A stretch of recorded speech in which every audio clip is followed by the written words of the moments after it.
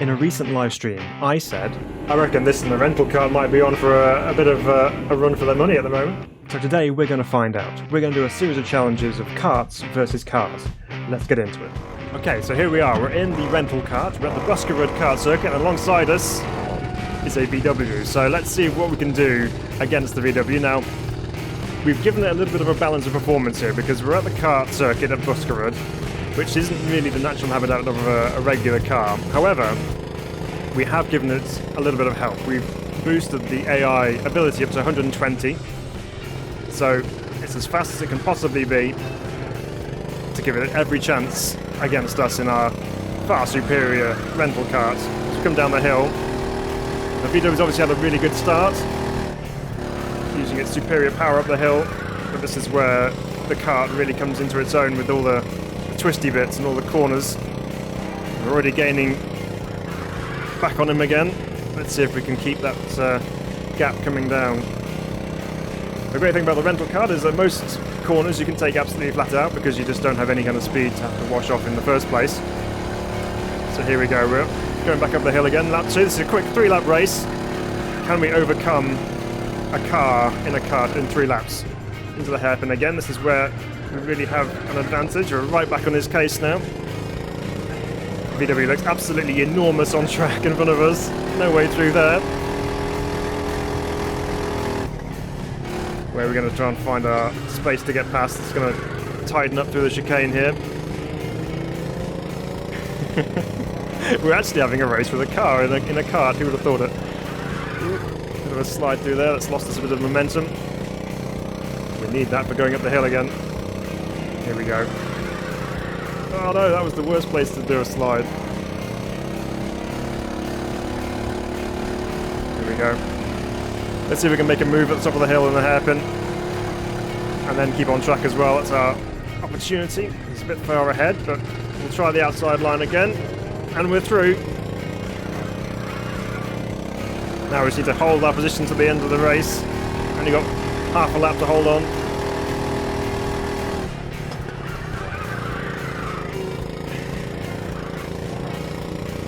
Still there, but we have managed to get a little bit of a gap over him. Now it's a case of just keeping the throttle absolutely mashed to the floor. And there we go. Round 1 goes to the karts. Rental kart beats VW. Okay, admittedly on a kart circuit. Okay, let's up the ante a little bit. Let's go to a slightly faster kart and see what else we can race against. Okay, now when I said a slightly faster kart, what I really meant was much faster. This is a Superkart, and we're up against a Formula 3 car, as you can see in front of us there. But this time, the car has a little bit of an advantage, because we're here at Donington Park, which is more where you would normally find a Formula 3 car. However, the Superkart is more than capable of keeping up with the Formula 3 car in a straight line by the looks of things. So we're plunging down through the crane of curves. But once again, the kart does have a little bit of a cornering advantage, so we might actually be able to have a decent race with this F3 car here. The door's going to close all the way into there. Into McLean's we go. Now we do need to be careful of the curbs with the Superkart because it doesn't really like them. Almost went for a move at the inside of the coppice, but thought better of that. Let's get a better run out of the corner down the straight. Now we're on the national circuit, so we're going to the chicane and going right at the end of the straight here. Just keep an eye on him for the time being. Not make any mad moves. He seems quite slow through the chicane, so he might be able to make a move through there. But we're sticking with him. Once again, just a 3-lap race.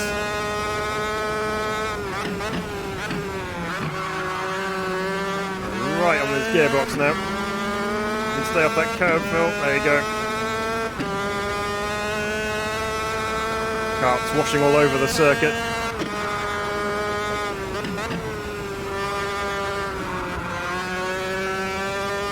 A little bit of a gap on us there, but we'll hopefully be able to close her back up again as we get to the corners at the top of the hill. Big slide as we enter McLean's that time. Luckily got away with it. Right, this time we got a good run. Oh, I had to just check up a little bit just in case we run into the back of him. Let's see if we can make a move. We're in the slipstream, he's punching a big hole in the air for us. Let's see if we can duck out. Make a move into the chicane. And we have. So we're now ahead, but again the F3 car is going to try and pull alongside us. There he is, you can see his front wheel. But we got the inside line, and this time we can now break him into Redgate. Now we just have to hold on for this final lap. He's going to be quick with this next section. You can see the indicator going red behind me, meaning he's very close. Yes.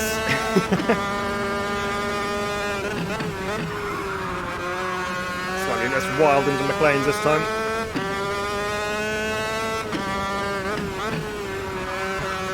Now this time, this is a very fair fight between the kart and the car, and so far, the kart is coming out on top. Down to the chicane for the final time. Keep it nice and neat. And there we are, we're through. And that's 2 from 2 for the karts. Oh, wow. That was actually quite a good race. We were quite closely matched there. So that got me thinking, what happens if you take the Formula 3 car and put it onto a kart circuit? Can any of the other karts beat it? Well, here we are, we're in the 125cc two-stroke kart, and as you can see, the Formula 3 car has gone off into the distance as he cuts the corner on the start of the lap. So let's see, can this direct drive two-stroke kart beat a Formula 3 car? Once again, we have boosted the Formula 3's speed capabilities, just to kind of give it some kind of a chance. And as you can see, we've also managed to bring that gap down as we now come into the twistier section of the lap. The first part of the lap is quite fast, so that'll definitely lean towards the Formula 3 car, and also the latter part of the lap is quite quick as well. So we really need to make hay in the middle of the circuit. As you can see, we're right back on his rear end coming through here, and then things start to get a little bit quicker again. So the middle part of the lap is where we've got to find the speed and make the move, because elsewhere the F3 car is up and gone.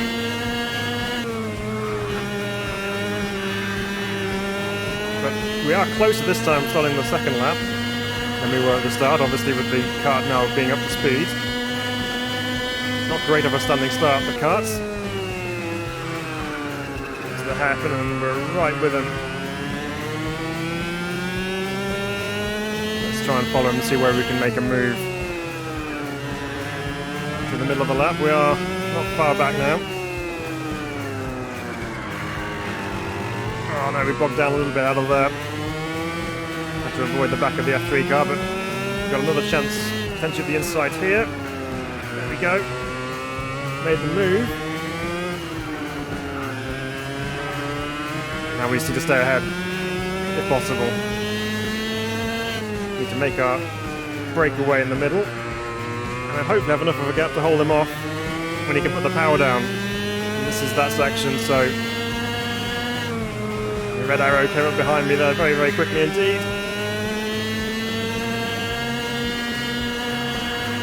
Flat out through the first corner there. Here comes the F3 car. Got a bit of a defensive block on the inside. We managed to hold them off for the first part. Now this is our turn to try and extend the gap.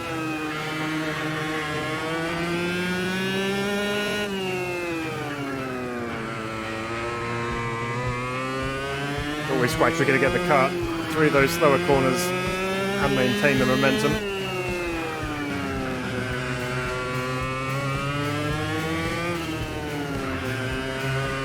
Here we go. This is the final lap, and we've now got a little bit of a gap actually, quite nicely. Hopefully we can hold on to that as we come through the final section here.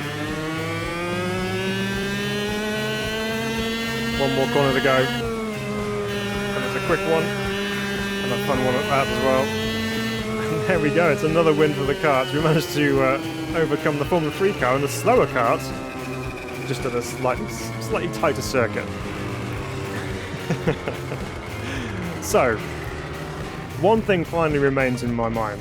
If we can beat faster cars with slower karts, will the rental kart be able to beat the fastest car in Automobilista 2? Let's go find out. So, in the most unlikely of racing matchups, we have this, the rental kart up against the Formula Ultimate, the fastest version of a Formula 1 car, the most modern Formula 1 car in Automobilista 2, which is also quite a long car and has trouble getting around some of these tight corners. Now we're at the Speedland kart circuit, the outdoor version. We could have been really cruel and gone with the indoor version of the circuit, but no, we've decided to give it a little bit of a fighting chance because the outdoor circuit at least has a straight where the Formula Ultimate can use its power. So let's see what kind of a gap we've got after that first tight section, and we've got enough of a gap to hold them back for now, so let's keep pushing and see if we can maintain that gap. The Formula Ultimate is a very wide car, so it does make it tricky to get around some of these tighter corners.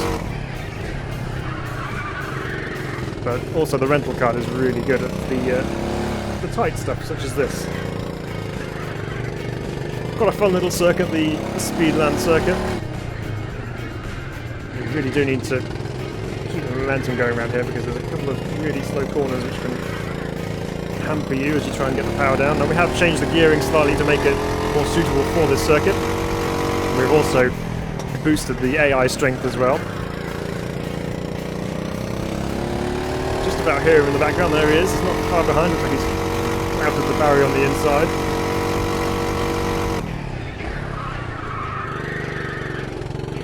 He's still going, I think. Yep, he's right behind us still. To work our magic with this middle section. Oh no, that's a bit too tight. Almost came to a standstill then. Hopefully we should have enough of a gap. Yeah, we've got this in the bag. He's miles back. Oops, a bit wide through there. Never mind. The final lap of our 3-lap race.